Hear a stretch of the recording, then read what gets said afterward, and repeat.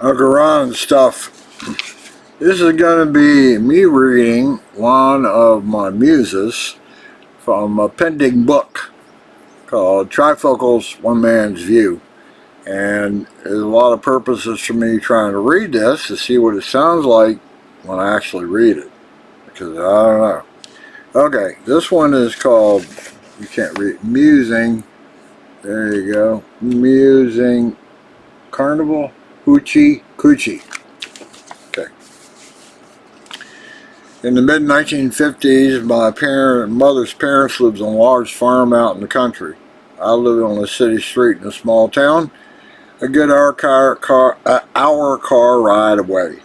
But we visited them often, and in August of every year, my grandparents and my family would always go to the local county fair. A large tract of land owned by whom I never knew. The fair consisted of many livestock shows, buildings, a grandstand, and with a large oval dirt track and an infield. And lots of open fields that hosted car parking, carnival rides, and sideshows. Can't say about all fairs, but in the August fair I visited, it had judged livestock of all kinds, pigs, sheep, cows, and all kinds of farm fowls, chickens. Also judged was jars, jellies, jams, vegetables, cakes, pies, grain of all kinds, handicrafts from cross-stitch to quilts, baskets, and even a painting or two. Each year, entertainment was available in the grandstand for the price of admission, and it could be a horse race, a country music star, a car demolition derby, or a stock car race. And over the years, I did see some country music stars who were just starting out, who later became famous, and they played small venues like that early on. But the fair for me was the Midway. And the Midway was this avenue of tents on left and right that stretched for 100 yards at least, that had games of chance, food of all kinds, sideshows, all sorts of different varieties of things. I tasted cotton candy for the first time at the fair, and I used to try pitching the ball at the 3 bottles stacked on a platform that you had to knock over with one ball, but I never got all 3. I did ride a Ferris wheel first time at the fair. I went into a sideshow, cost $0.25. Dad on the outside said, well, we got a sword swallower, we've got a bearded fat lady, we got a 2-headed calf, we got all these exotic attractions from around the world. And I paid and went in, and it was all pictures. And yeah, there was a picture of a really heavy, large, bearded, fat lady. And there was Indian guys from Africa with the bone in their nose, and there was a 2-headed calf.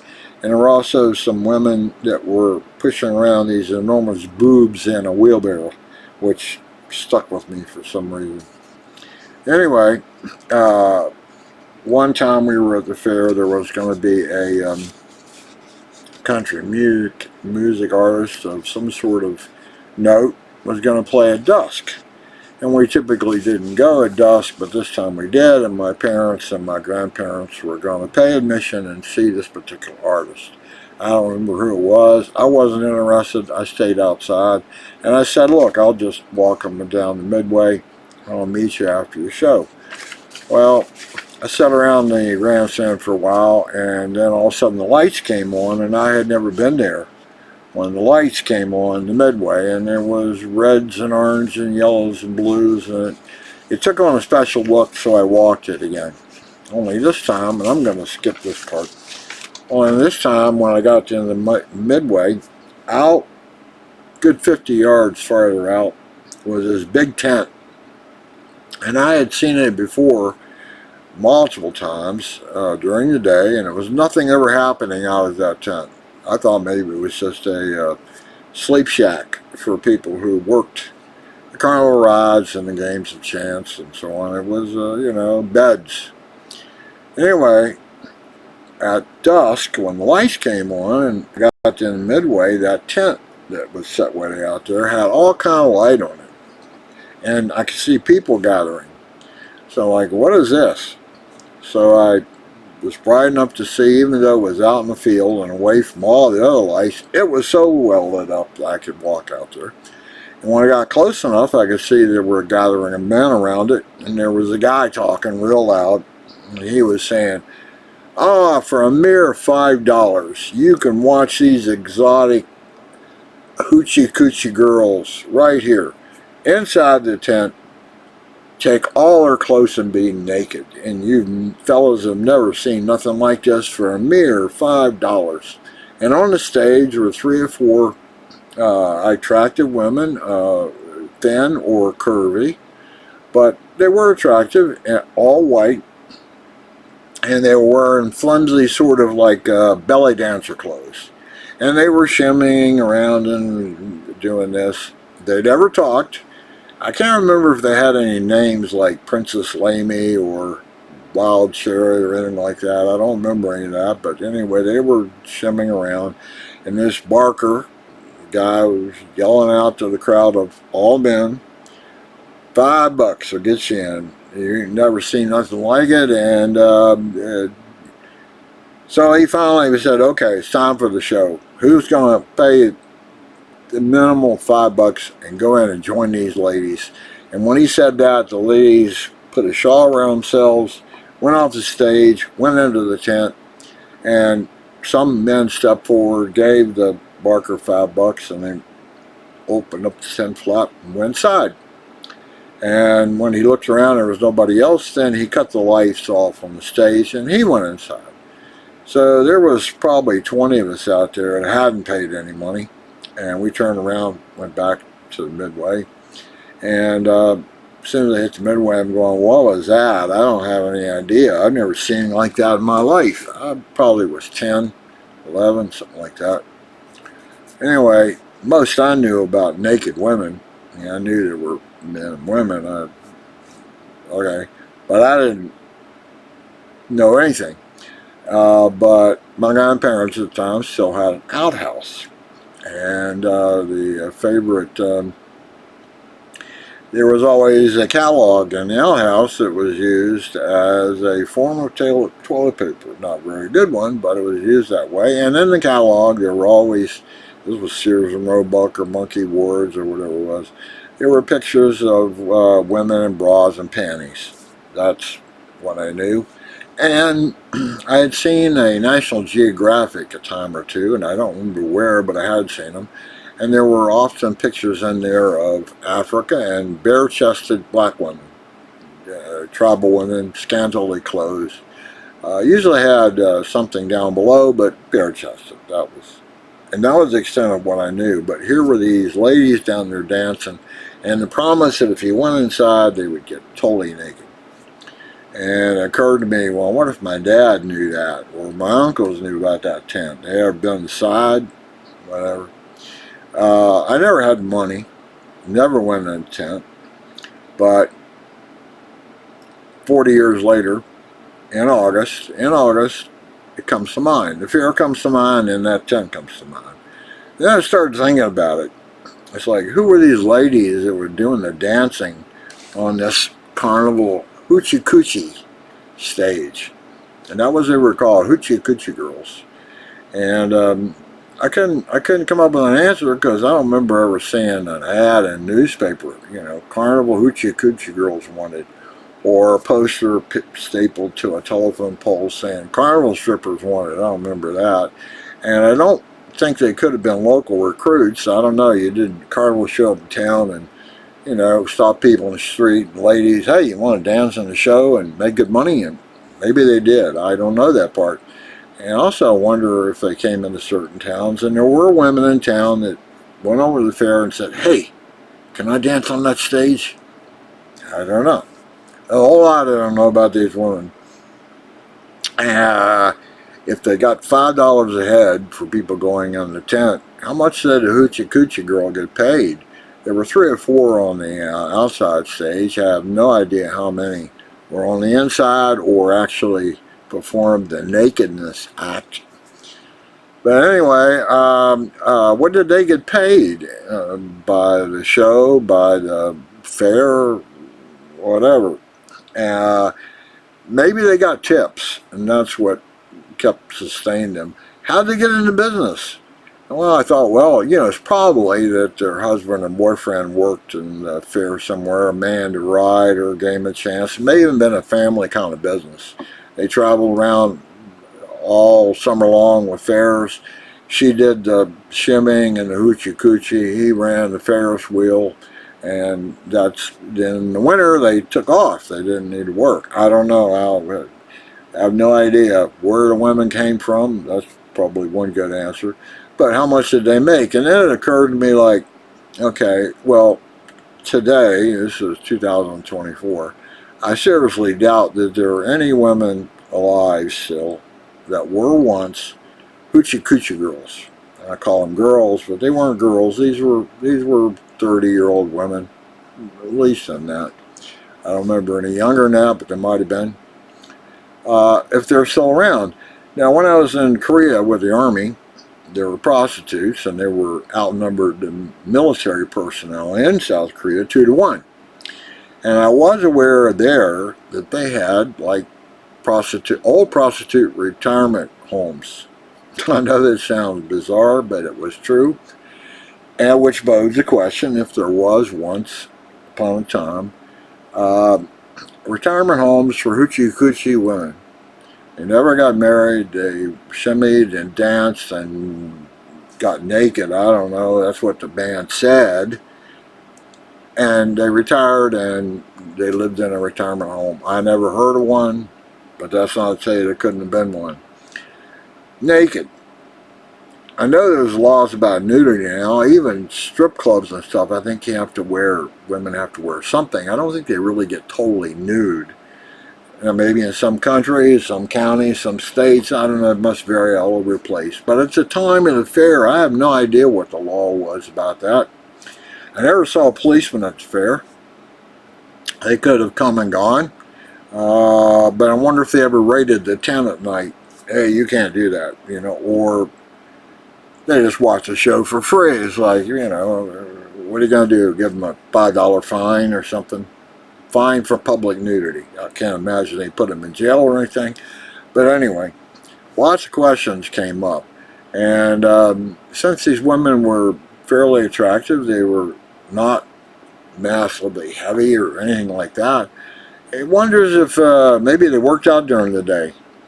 At that point in time, I can't remember. There must have been women runners there's always been women who ran miles, lifted weights, did yoga, all kind of things.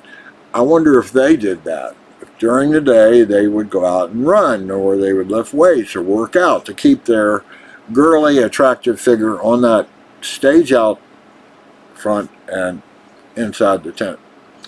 Or they just sleep all day and then do the show.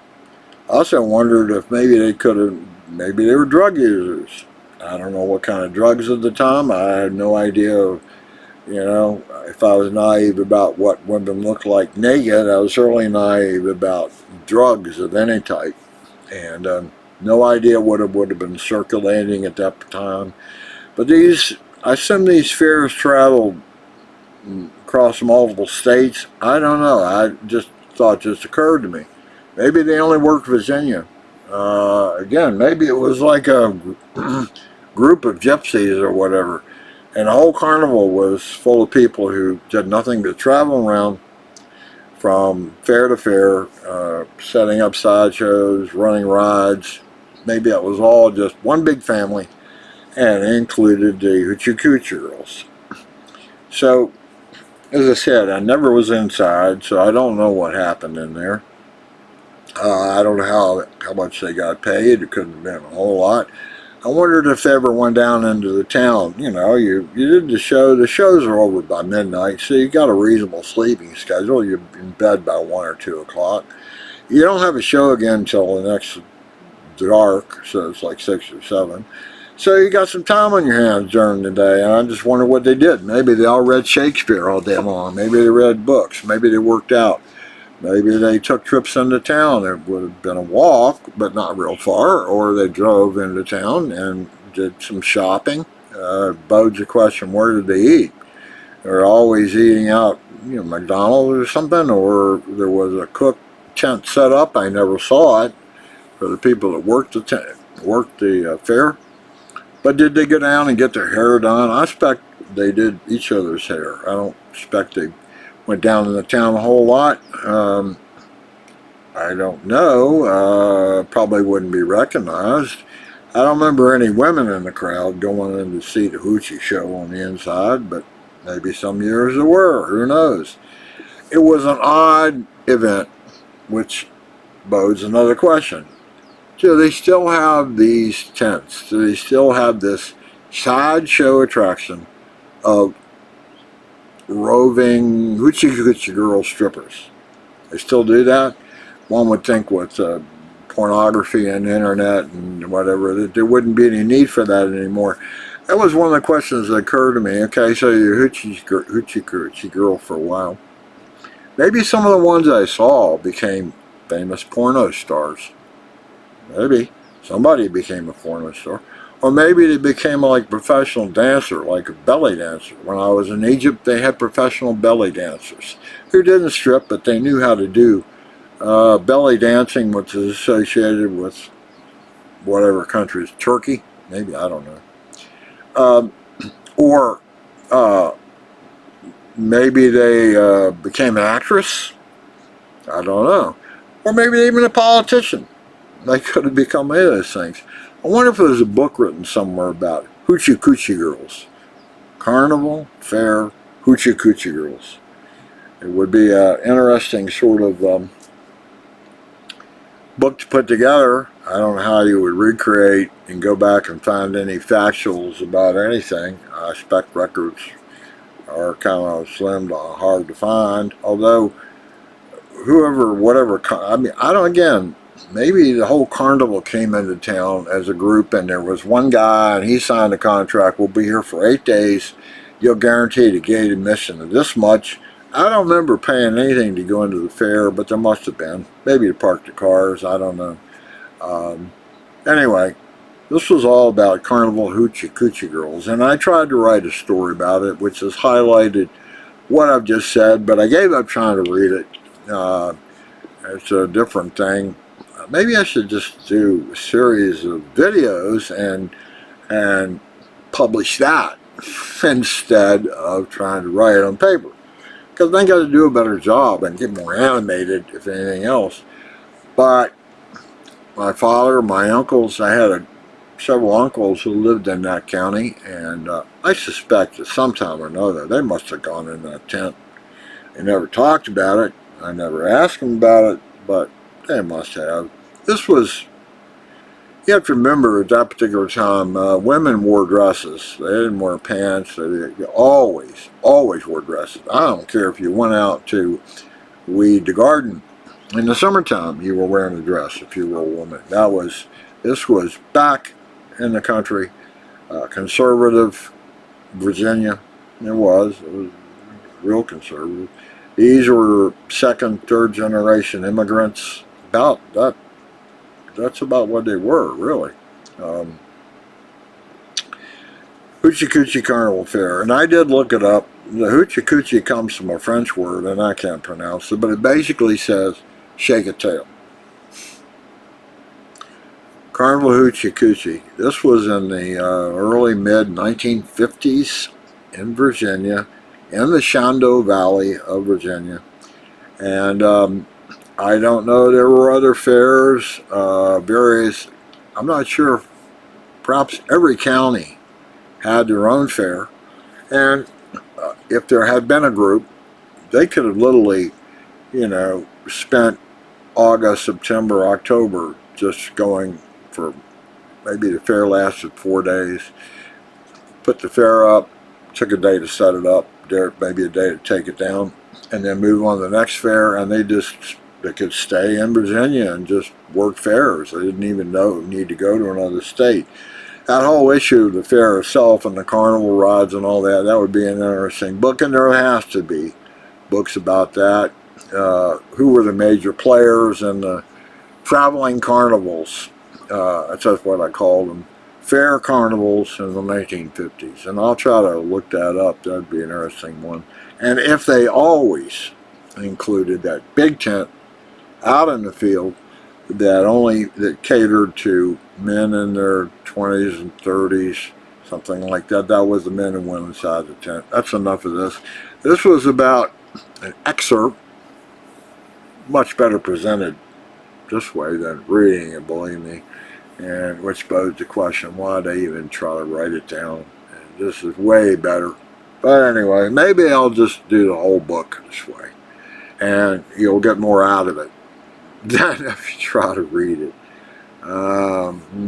Startling revelation. Oh no, why did I go to all that effort to try to write it when I can just Uncle Ron stuff. Carnival, Hoochie Coochie Girls. Today is the 2nd of July, 2024. I did turn in my final version of the manuscript for Trifocals, One Man's View, yesterday. So maybe in September there will be a book come out that has this as well as other stories in it. I'm not saying buy it, I'm just alerting you that I have tried to accumulate some things that I thought were of interesting or of note during my precious moments on this particular place. Bye-bye for now. This is, as once again a disclaimer, I never know what I'm doing. You have to believe that. It's pretty obvious, I suspect.